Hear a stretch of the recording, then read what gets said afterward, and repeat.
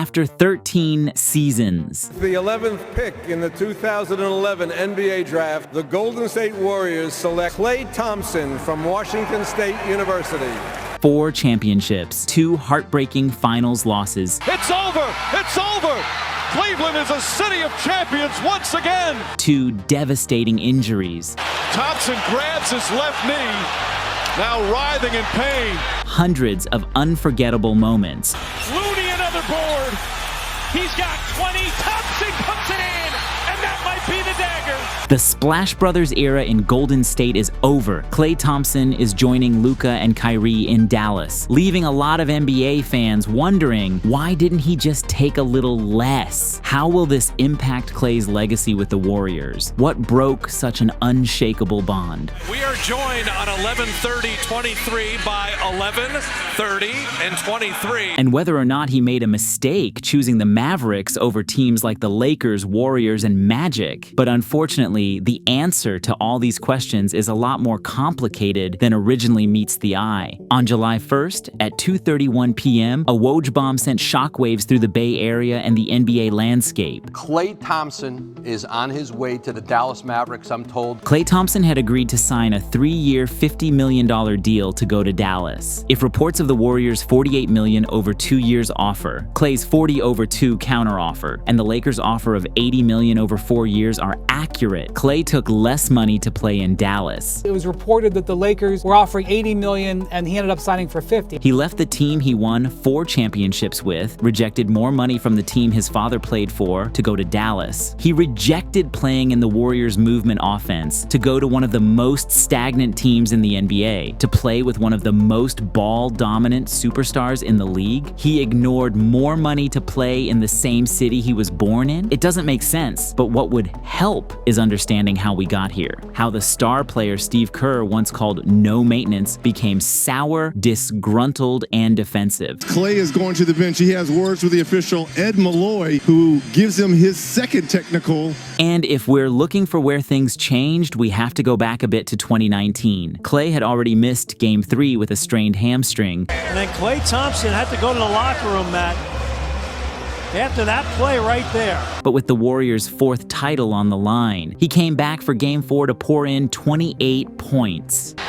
Thompson again, banks it home. Timeout, Toronto. Anyone who forgets just how good Klay Thompson was in his prime should rewatch this series. June 6th, 2019, Raptors lead 3-2. The Warriors were on the ropes. Kevin Durant was done for the season. And Durant grabbing that right leg. Dub Nation desperately needed this win to take this series to Toronto for a decisive Game 7. At the 2:27 mark, Kyle Lowry committed a turnover. Lowry gets past, falls down, lost the ball. The fast break that followed ended with Danny Green trying to block a streaking Klay from behind. Thompson running the floor, and a foul. Hearing the whistle, Thompson looked back to see if the ball had gone in. Just 5 seconds after Lowry committed that fateful turnover, Klay Thompson's prime was over. He just didn't know it yet. He laid there writhing in pain, with Warriors fans holding their breath. Thompson was helped back to the locker room, GM Bob Myers leading the way, arms crossed, head down. It appeared someone chased Klay down to let him know that leaving the game with free throws on the line meant he couldn't return. And just 10 seconds later, the silent crowd erupted. You got the huge roar from the Oracle crowd. There was Klay, walking out to the court unassisted. He confidently walked right past Steph Curry and Kawhi Leonard and stood at the line. He confidently hit both free throws and ran back on defense. Klay Thompson looked like he can actually survive on the floor right now. It took a DeMarcus Cousins foul and the Warriors staff begging for him to go back to the locker room to finally get Klay Thompson off the floor. If he had just torn his ACL, he sure as hell didn't look like it. Up by 5 points at home. Even with Kevin Durant out, this was a winnable game. Iguodala, shot clock 1, he has to put it up. Oh, Iguodala nails it. as the shot clock expires. But as the game continued, Warriors fans couldn't help but glance over at the tunnel, wondering when their second splash brother was coming back to save the day. And that's when reality set in. Durant wasn't coming back. They're not going to cheer when this guy goes down. That's appreciation for greatness. Klay Thompson was done. The Warriors dynasty could be over, and the Toronto Raptors would hoist the Larry O'Brien Trophy at Oracle. Your 2019 NBA champions, the Toronto Raptors. In the months that followed, Klay worked hard. He vowed to come back as himself, and he was well on his way. But then it happened. 19 months later, on November 19th, 2020, Thompson would suffer a second, more disastrous injury. He tore his right Achilles. Worst possible news for the Warriors. Klay Thompson has suffered a full tear of his right Achilles. He will miss the entire season. He missed last season with an ACL tear in his left knee. This is his right Achilles. In the months that would follow, one has to wonder how many times Klay could have simply quit or retired. But he didn't, and it's important to remember that. Klay Thompson would make his return on January 9th, 2022. He's back! Klay Thompson!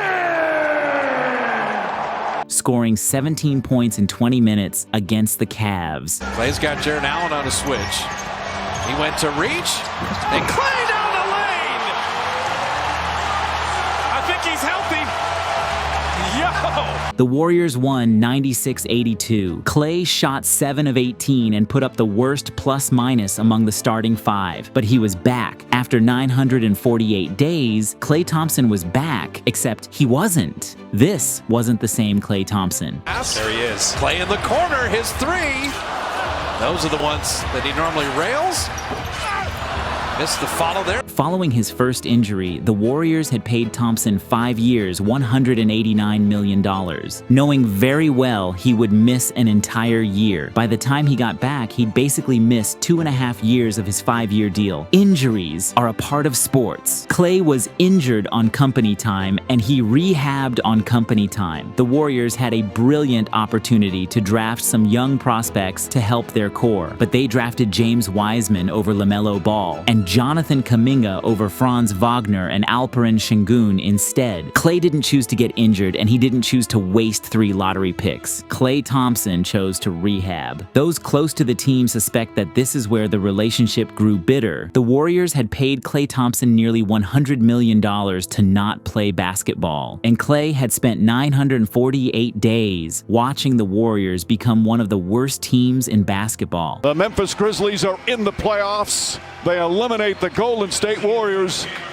and the Grizzlies will now play the Jazz in the first round. Did he feel responsible? Helpless? Did he feel appreciated? Disrespected? Did Klay Thompson feel forgotten? Anthony Slater, who covers the Warriors for The Athletic, revealed that the relationship between Klay Thompson and the Warriors had been disintegrating for years. Goes back to the rehabs and all that from the injuries. There's I sense almost a dispute on both sides about the extension talks last summer, how genuine the Warriors really were in their offer. Reports have surfaced that Klay felt disrespected by the Warriors, that he had privately asked Steph Curry to not exert his influence on the matter. Sources close to the matter said the Warriors were cold and uncommunicative. They played it so cold and uncommunicative that Klay Thompson just said, "I'm gone." That he would be going to either the Lakers or the Mavericks no matter what. Should the Warriors have just given Klay what he wanted? He's helped them to 4 championships and has formed one half of the best shooting backcourt in NBA history. This is the unselfish play. From 3, yes! Klay Thompson is 7 for 7. He's made the Warriors a lot of money, and the Warriors have paid handsomely for it with a luxury tax bill that could pay for 10% of the Civil War. Were the Warriors expecting a significant discount? Or did Klay Thompson expect a few bricks back from the house he helped build? The divide between Klay and the Warriors actually comes down to one thing. The Warriors don't think that a 34-year-old Klay Thompson is a starting caliber player in the NBA, and Klay Thompson probably disagrees. Klay Thompson with another 3. Okay, coming off the bench, hot. Who's hot? Klay Thompson's hot. 2. In the 3 years since coming back, Klay had still been an efficient 39.7% three-point shooter. The rebound, Draymond. Klay 3. Knocks it down. This is just a marginal dip from his pre-injury shooting numbers of 41.9%. His 45.6% field goal percentage pre-injury turned into 43.3% post-injury. Pass to Wiggins up top. Thompson another 3. Bang! Klay Thompson pouring it on. These numbers are largely insignificant. Klay's dip from 57.5% to 57% true shooting, while majorly upping his three-point attempt rate, is a huge win. Timberwolves found a way to kind of stop him. Wait a minute. How about a 4-point play by Klay Thompson? Especially when we factor how much other players have declined after an Achilles injury. For context, Kobe Bryant had a 55.5% true shooting prior to tearing his Achilles. Oh, and he's limping, he's hurt. Kobe's hurt. And I don't know if he's going to be able to continue. So Kobe Bryant cannot continue. And this dipped to 47.4% in the 3 injury-ravaged seasons he played after returning. It's different for that man. Ball, Kobe goes around. Reverse layup is good. Here's a little bit of vintage Kobe. Again, Klay had a 0.5% dip after tearing his ACL and Achilles, while Kobe took an 8.1% nosedive after tearing his. Put differently, Kobe's decline in efficiency was 16 times more severe than Klay's. This makes sense.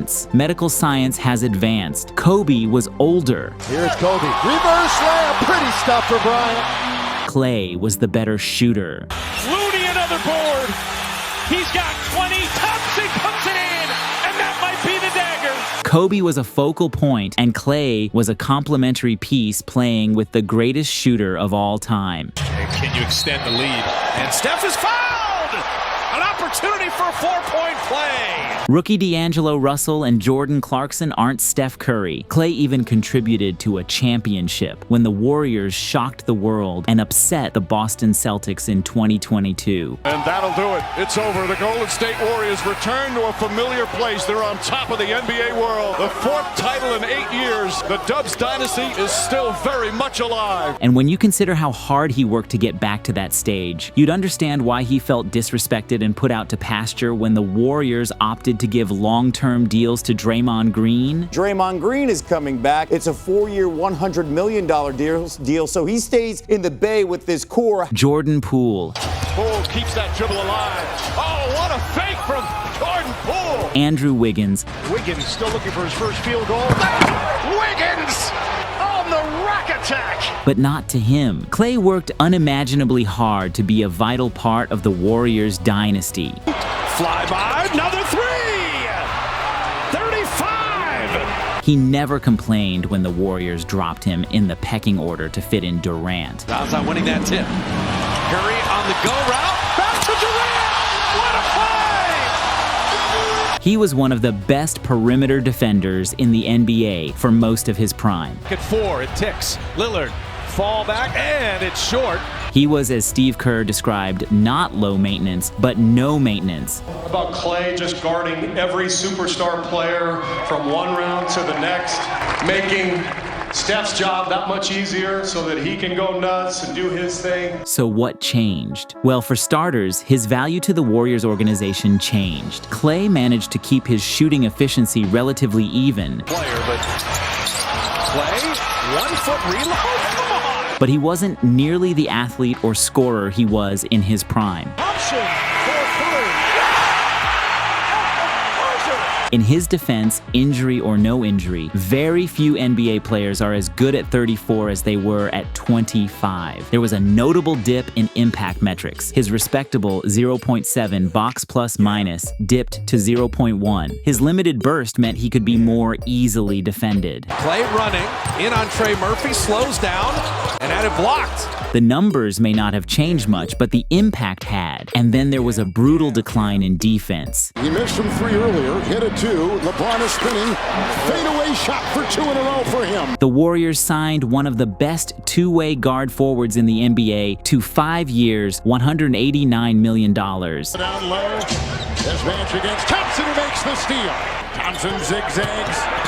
Into the defense. But what they got was 2.5 years of Klay rehab and 2.5 years of a slower-footed, less athletic shooter who had more in common with Del Curry than Steph Curry. This wasn't the Klay Thompson they signed up for. And when it came time to negotiate the next contract, especially with a new front office in place, they were going to make sure to factor that in. Both sides are right and wrong. Klay is right to feel he deserves a legacy contract like Kobe. Bryant on the move with the jumper. He got it! 58 points! The Warriors are right to say he's not Kobe. The Golden State Warriors will always look after cash cow and franchise legend Steph Curry. Curry comes free, gets the ball, puts up a three-pointer. Bang! Steph Curry nails a three-pointer with 0.7 of a second remaining. And perhaps that's something most Warrior fans are having trouble dividing. It's emotional and understandable. Steph Curry at this stage is still playing like an all-NBA player. Step back three. Got it! And he was running back. He knew it was in. The Warriors feel obligated to support that as long as they can within the framework of the new CBA. Curry on the bounce, drives inside, keeps his dribble alive. Now fakes, goes inside, layup, shot is good. And handcuffing themselves to Thompson on a long-term deal when his production and impact is no longer on par is a detriment to Curry and the organization. Were D'Anthony Melton and Kyle Anderson a significant consolation prize for Klay Thompson? Can't hit. Anderson beat the clock. Counted. That remains to be seen. The Lakers chose Kobe over Vlade Divac. They chose Kobe over Eddie Jones. Then they chose Kobe over Shaq. Bryant to Shaq. Vlade was redundant. Jones was in the way. Shaq wanted too much money. The Lakers wanted another championship with Kobe. This is how business in the NBA has always worked. But why the Mavericks? Why did a player who has basically thrived in one of the most movement-centric offenses in NBA history 5 to shoot, Thompson for three. Bang! choose to go to one of the most stagnant offenses in the NBA? Klay Thompson is clearly aware of taxes. Texas's state income tax likely was a great incentive to take a little less money, but according to Anthony Slater, Klay's decision was always going to be about happiness and getting away from the fishbowl. Probably the most understandable human aspect of this is Klay Thompson just decided he'd been unhappy and he was searching for a fresh start because he just wants the late stages of his career to feel better. He wants to feel more valued, but also, you know, just be happier on a day-to-day basis. Everyone is wondering why Klay chose Dallas because the Lakers and Warriors seemed like far more obvious choices. How did you, in your opinion, Klay Thompson signing with, let's say, the Mavericks over the Lakers when LeBron called him personally? The Lakers were reportedly offering him a similar financial package as well. But Klay Thompson isn't ESPN. Klay Thompson isn't a Lakers fan. Klay Thompson is a winner. Dallas was by far the best team offering him a contract. They have a younger roster than the Lakers or Warriors. And perhaps it matters that Jason Kidd's Dallas Mavericks are a proven commodity. They make the next step as they go to the NBA Finals against the Celtics. While JJ Redick's Lakers are purely hypothetical. I have never coached in the NBA before. I don't know if you guys have heard that. Redick is one of the greatest shooters of all time, and if there's anyone who understands how to prolong Klay's career, it's a great shooter. Kerr for three. Right through the net. That's his third. Klay Thompson likely factored all of this in when LeBron James called him at 6 p.m. He likely took all of this into account when the Lakers pitched him a 4-year contract. They showed him faith, and they showed him how he was going to be used. The Lakers are looking to provide space for LeBron and Anthony Davis. Good save that time by Hachimura. Oh, look at this. And LeBron showed a willingness to take less money to accommodate Klay. According to our Dave Mitteman, talked to Rich Paul about this, is essentially if the Lakers have a chance to get at maybe a couple of the impact players that are available in free agency, with their mid-level exception that LeBron James is willing to take less money on this deal. So the math says Klay Thompson turned down the better system, the more suited coach, the bigger market, and more money for less term. He turned down a situation in which one of the greatest players of all time was willing willing to take $20 million less to accommodate him. LeBron drained down the track. Look out! Blocking foul. Klay was born in Los Angeles. We've seen the California homecoming with the likes of Kawhi Leonard, Paul George, James Harden, and Russell Westbrook. And here is this Los Angeles-born Hall of Famer whose dad played for the Lakers, choosing to take less money to play for the Mavericks. Was the history of being the media scapegoat for LeBron's failures something Klay was warned off of? Was there too much pressure in Los Angeles? NBA fans want to know why Klay did it. It's the same reason Klay managed to come back from 2 severe injuries instead of retiring. It's the same reason he became the 2nd greatest shooter in NBA history. Klay Thompson again, making 6 of 7. It's the same reason he has 4 rings. It's the same reason he was able to play 2nd fiddle, 3rd fiddle, 4th fiddle, and never complain. And it's the same reason he was willing to come off the bench for Brandon Podziemski next year. Podziemski steal. 2 seconds. He throws up a 3. He backed it in! Because despite the reports that Klay was a nightmare in the locker room, that he was selfish, looking to get one last payday, Klay Thompson chose the Mavericks for one reason. It's the same reason the Warriors didn't make the playoffs once in the years he missed. It's simple. Klay is a winner, and winners win. If you end up enjoying this video, please subscribe. It's free, and you can always change your mind. Anyways, wherever you are in the world, be the GOAT of that moment. Stay GOATed.